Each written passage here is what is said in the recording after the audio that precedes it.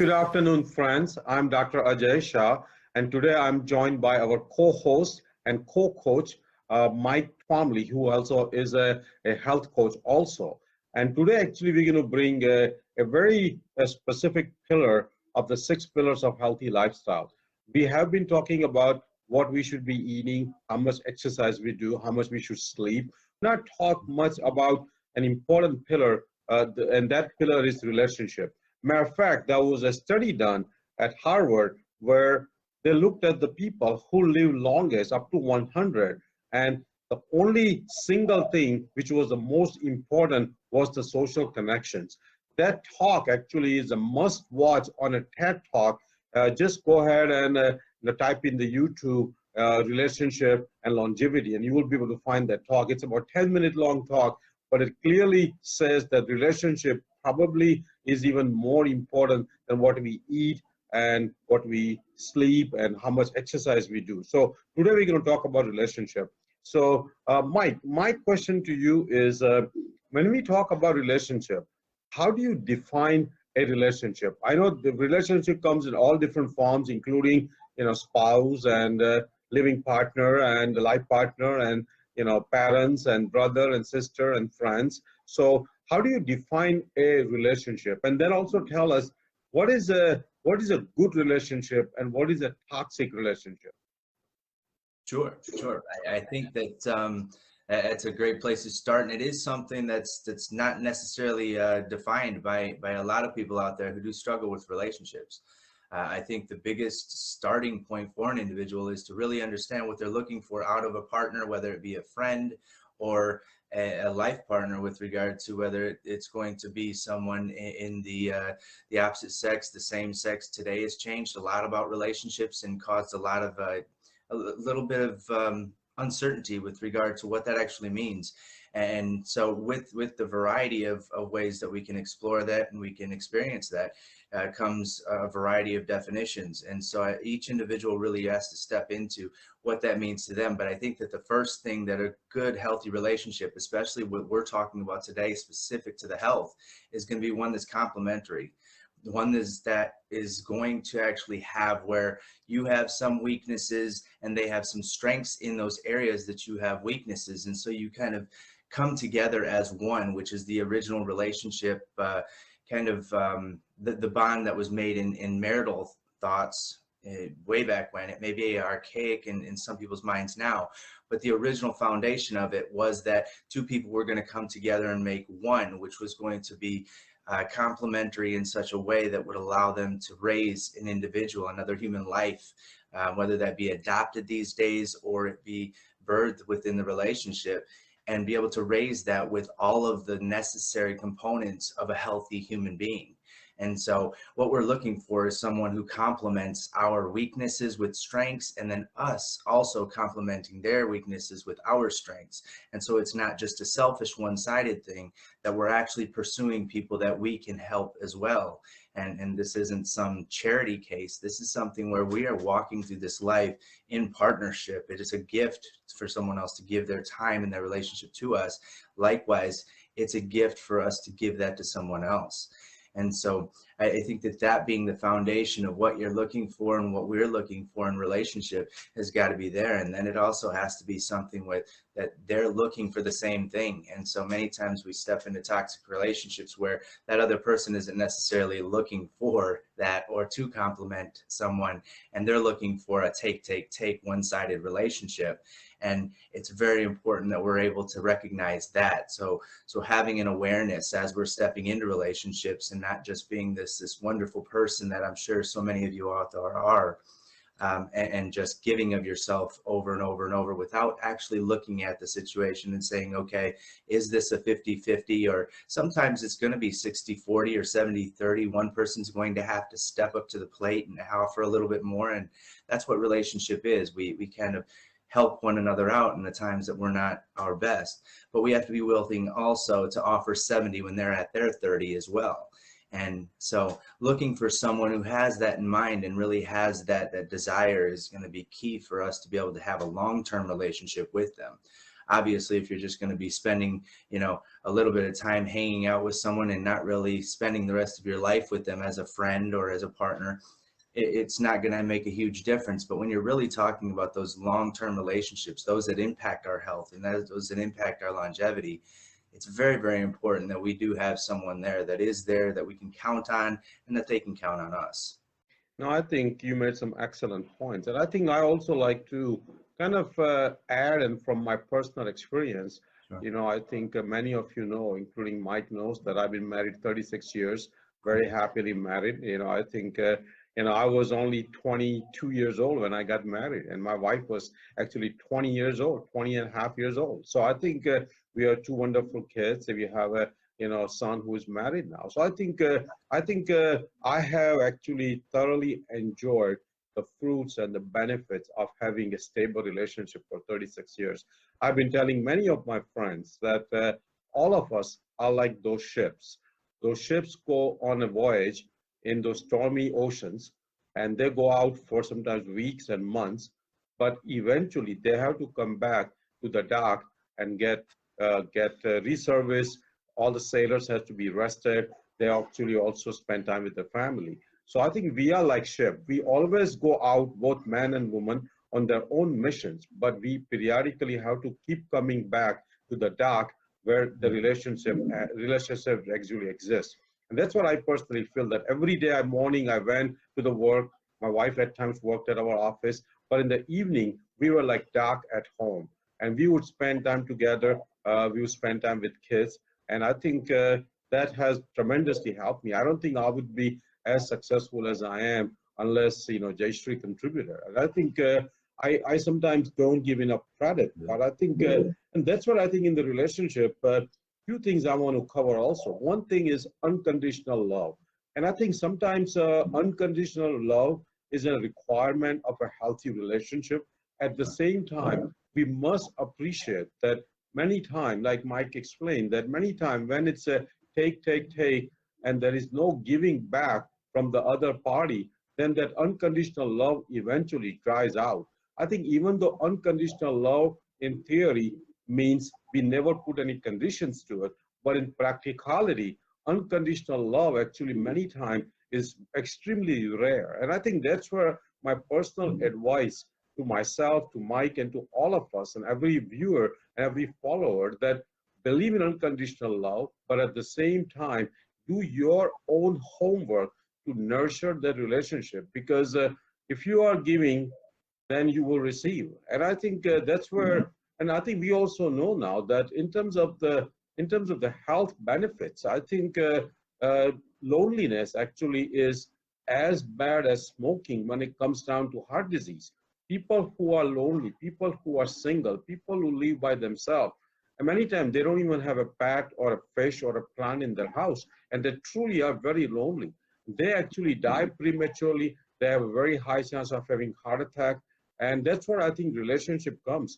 Actually, there was also a study done in terms of immunity.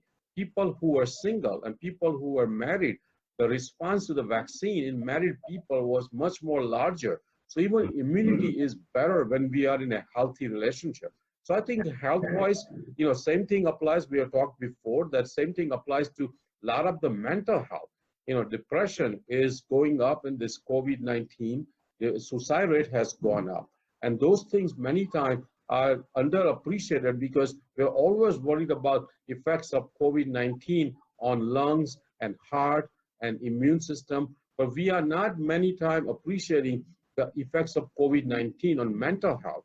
And that's where I think depression and loneliness has a clear-cut connection. One of the biggest association is depression and loneliness. People who are lonely, have very high chance of depression, very high chance of suicide. And that's where I think some of this relationship has to be nurtured. And I think when it comes down to relationship, I must say that even though I'm very fortunate to have a spouse for 36 years, I also value the other relationships also, and that includes relationship with my kids, our kids, relationship with my parents, with my brother, sister, my in-laws from my wife's side, and also as importantly or more importantly many times with the friends I have.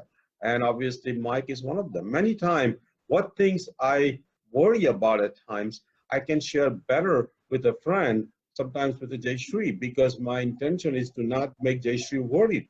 And sometimes, if I'm worried about something, I want to protect Jayshree, and I rather talk to a friend and get a counsel and get an opinion from that friend and advice from the friend instead of make Jayshree worried. I mean, we share a lot, but also I share certain things with certain friends. So I think in terms of Mike, what do you think that in your own life and in your own opinion, what things we should do to make sure that that relationship is always present in our life?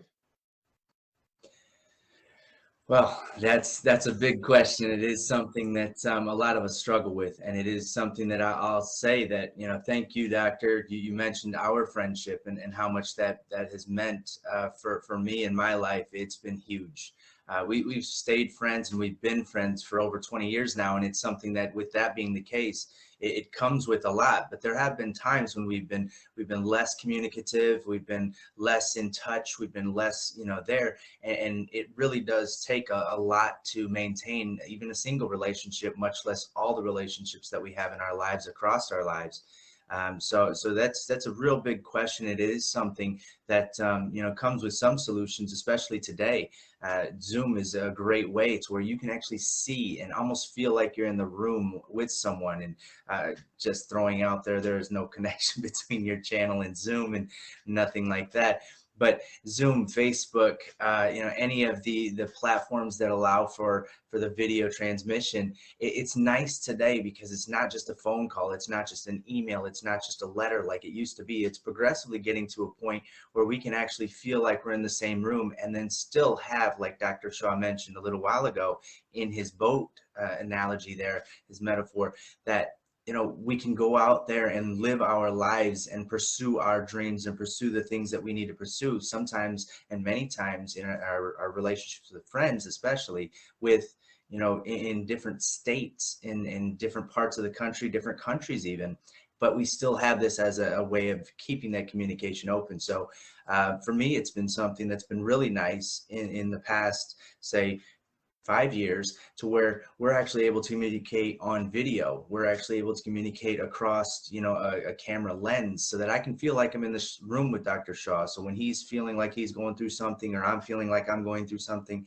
I can share that with him, and he can see my smile, or he can see my tears, or he can see my emotion. And many times that's what we really, really need as humans, to connect.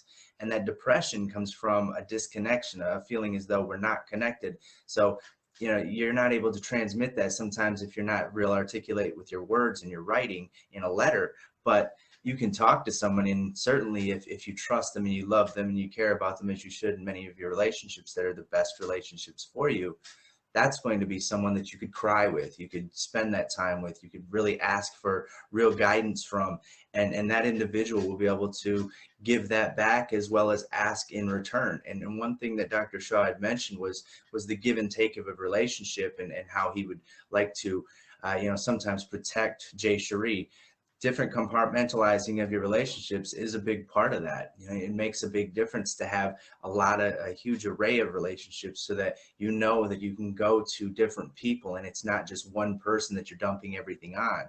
It's real important that we have many different types of relationships, so that when we do come into certain walls and barriers in our lives, that we feel like we can't talk to our mate, or even talk to our best friend. There's times and relationships that we can go to those other people. So having a variety of relationships, I think, is key, and Dr. Shaw bringing that out is important, because many times people just have one anchor that they can go to, and they're like, this is my go-to person.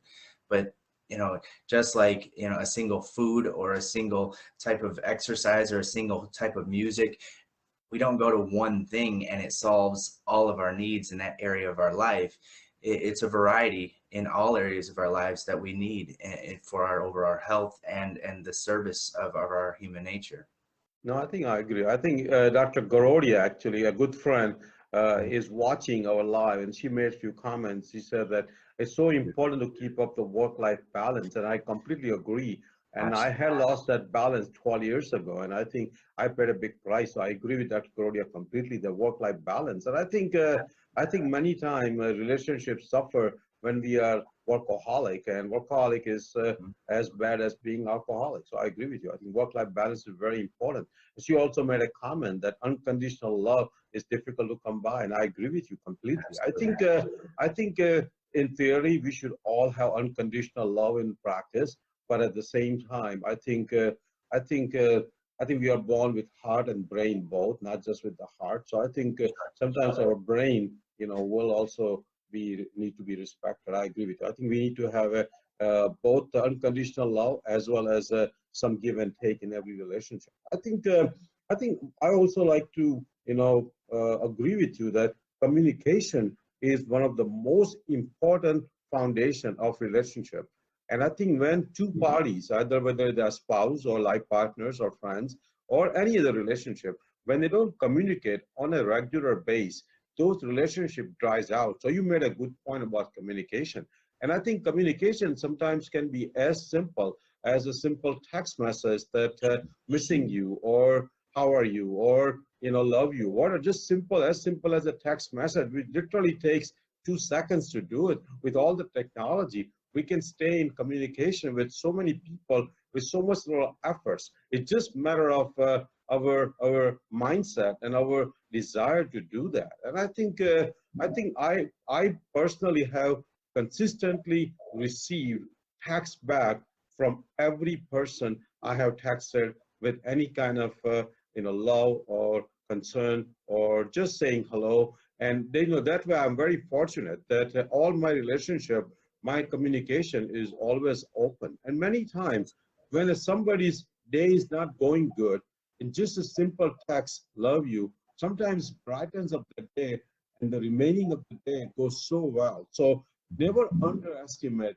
a simple communication, either text or a phone call or a Zoom meeting.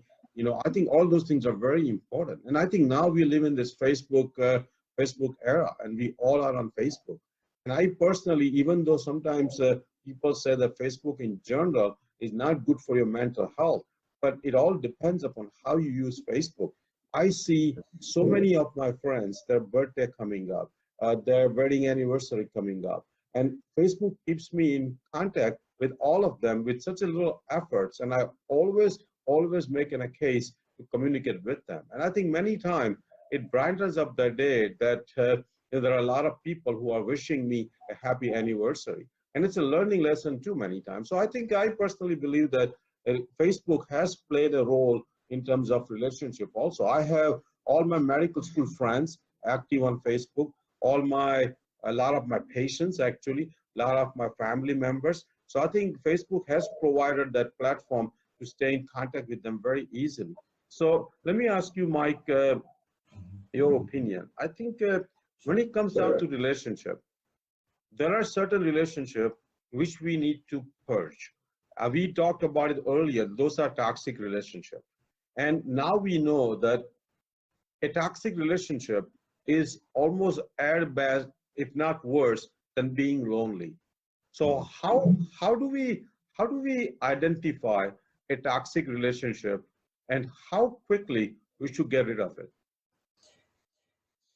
Well, I think and it's not the only one, but it's one of those that just jump out at you when you start paying attention to the experiences or communications between when you first come out with something. You're excited, you're enthusiastic, I just did this, or I had this experience, or I heard about this, and the person that you're with immediately jumps in and tells a better story or tries to one up you in that and do something better. Than each time that you do this is one of those relationships that's toxic.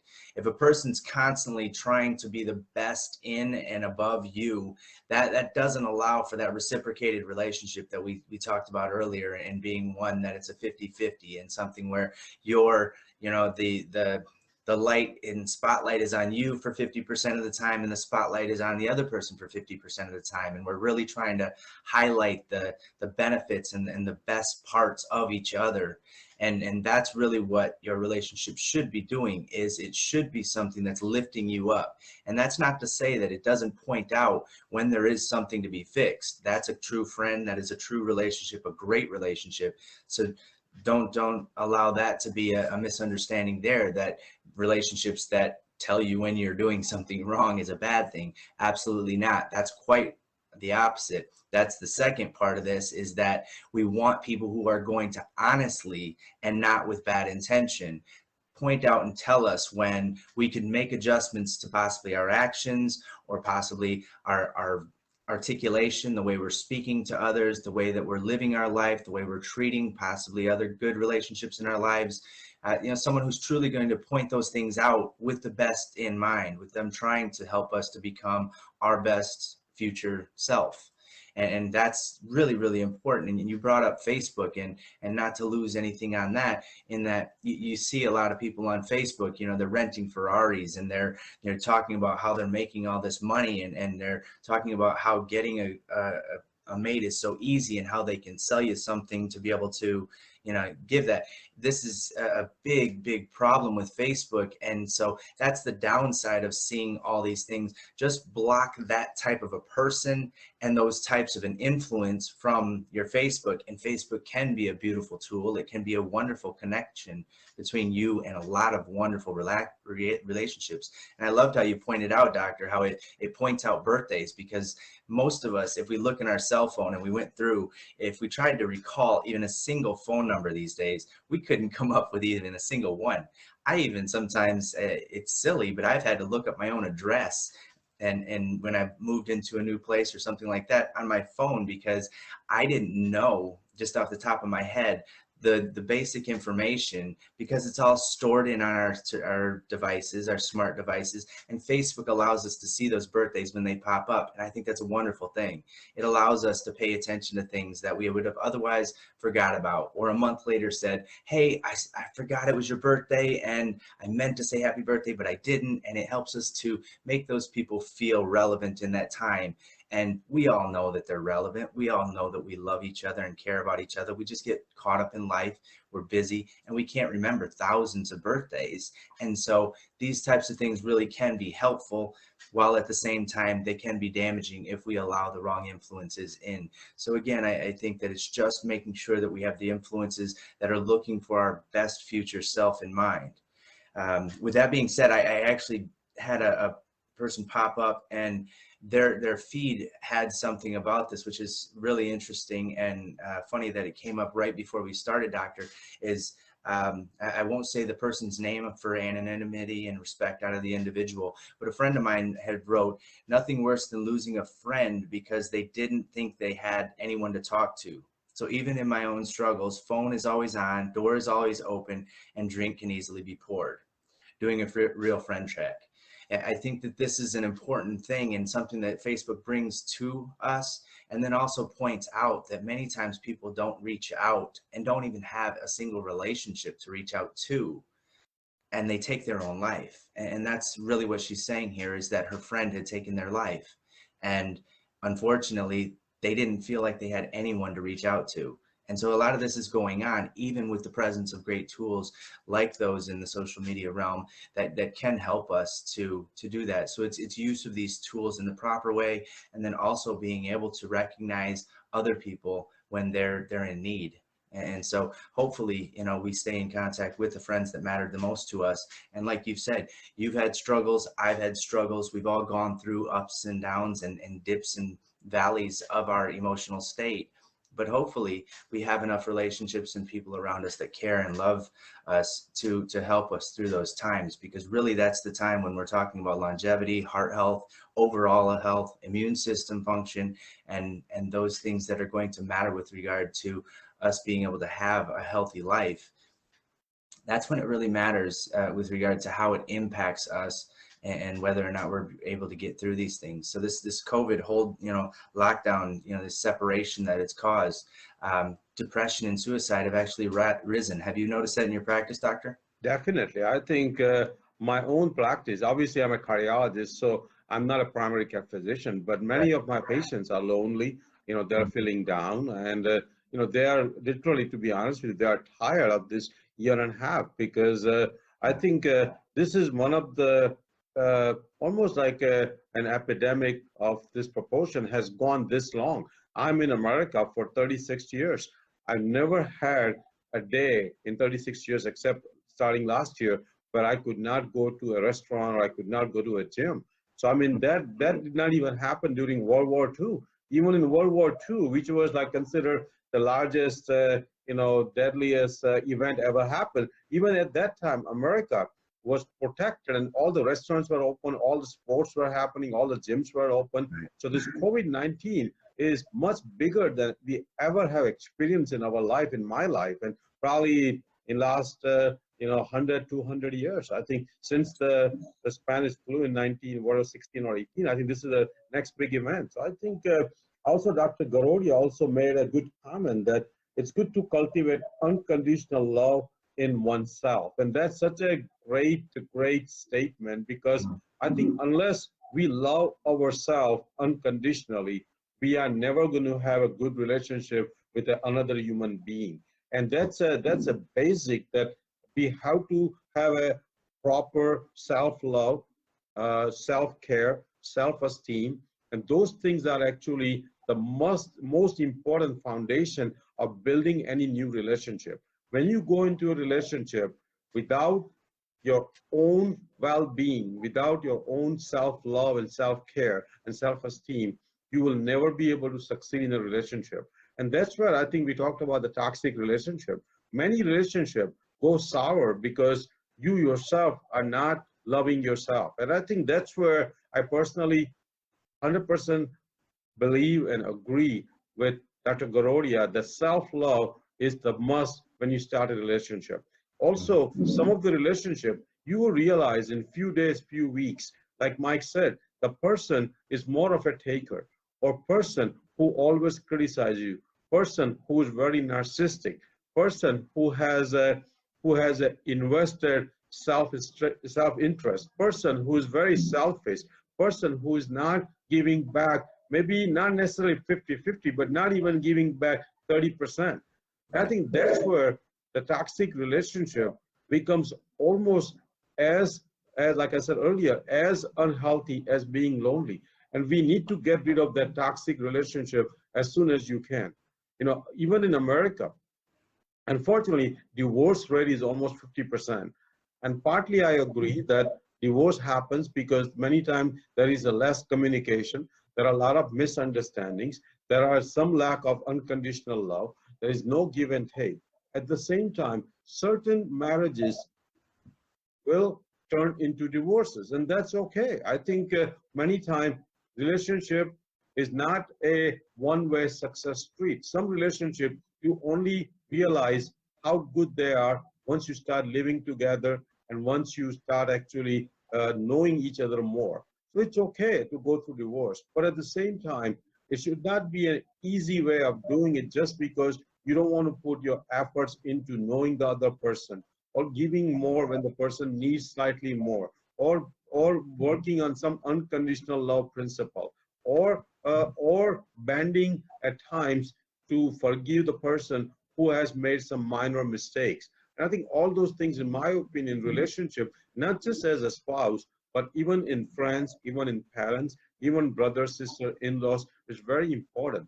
And I think I also very like to stress that in relationship, forgiveness also becomes very important, because we are all human.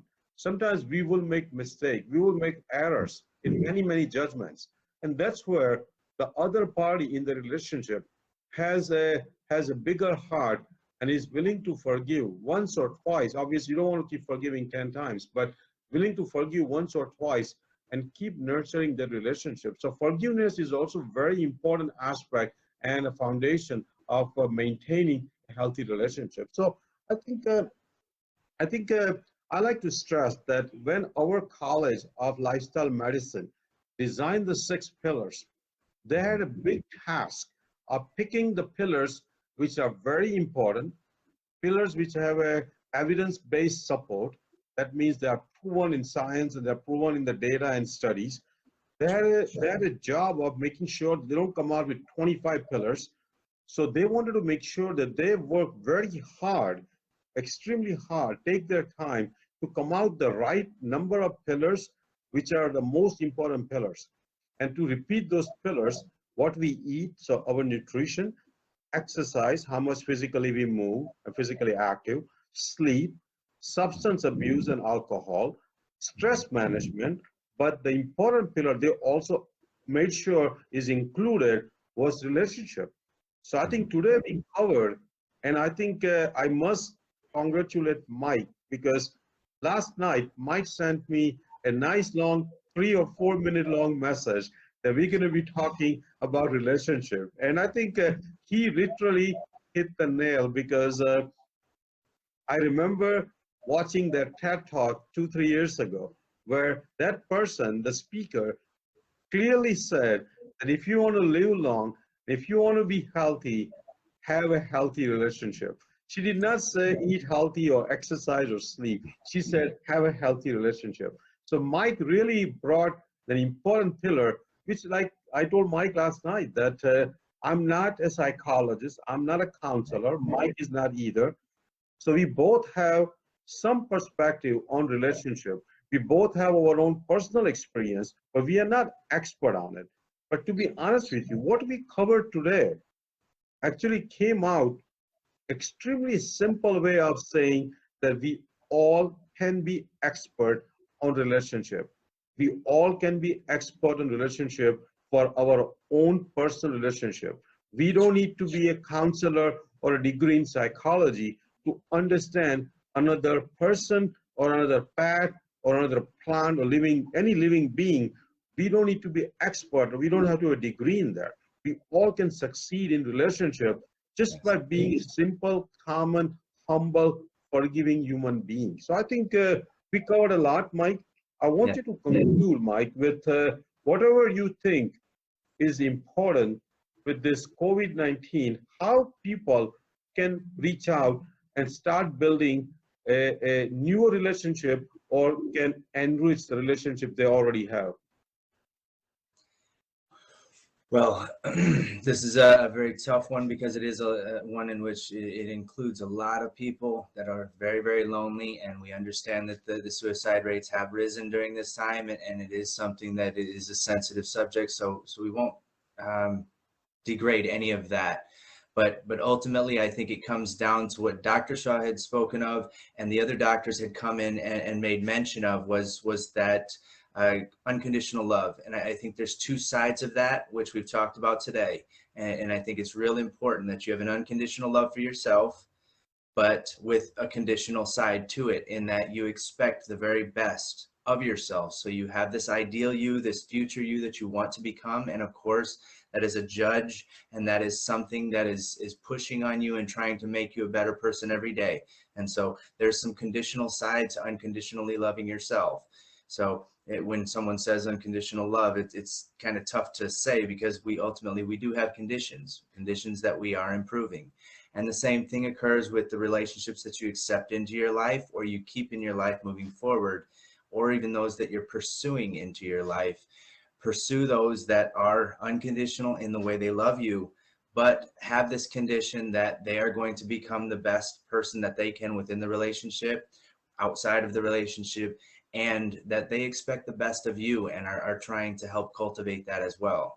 And so I think those are the relationships as you're reaching out, whether it be on social media or through other friends, or as this epidemic starts to come to at least a normalizing point, such as the flu has become, that we're actually living life somewhat normally again, and we're actually able to go out and participate in life again in a physical sense. That as you're dealing with people and starting to interact with people, look for those types of people that are going to really look for the best in you. And it may take some time, but be willing to and see the best in yourself. See the self that you deserve this. Understand and recognize that you do deserve a good relationship, and it's not something to be rushed into, because remember, this could last the whole rest of your life if it is a good relationship, and that could be a very long time. especially if it's a good relationship, because all of these good relationships are going to add years to your life, health to your existence and experience. And that's what it's all about. So as we move forward, go after those people that are willing to participate in your best health, your best person, and your best experience moving forward, and offer that in return. I like to conclude by saying both Mike and myself are available for any friends, any viewers, any followers, any family members. If they need to reach out to us, we're always going to be their great friend. I also like to say that Mike has been my friend for more than 22, 23 years now, and that's a big blessing to me. Mike is also available as a health coach. He also has a Zoom and Skype-based personal physical training exercise program. So I think let Mike tell us, and then we'll conclude how they can reach out to you, Mike. Okay. That's something that, you know, Dr. Shah hit on the nail. I'm more than happy to be that friend in the interim, and then potentially, who knows, it could be something that goes beyond. But certainly, as you're stepping out in the world and trying to initiate that first friendship, if it is your first, or expand on the friendships that you have, I am more than happy to be here for you and with you as you do that. Dr. Shah is as well. I know he's a beautiful man. Inside and out, he's a wonderful, wonderful human being and physician. But certainly the human being comes first. As far as contacting me, you can just reach me here on Facebook at New Life with Mike Trainer, or you can find me at newlifewithmiketrainer.com. Either way, I would be happy to respond immediately and begin having this opportunity to be able to get to know you and you me. Well, that's great, Mike. I think we had a good talk today. So we will see you next Saturday. If in the meantime, if you have any questions, please reach out to us. This will be on YouTube, so you can watch it, you can share. Please share this on your page if you think your friends will benefit. And have a great, great afternoon. Thank you, Mike. Thank you, Doctor.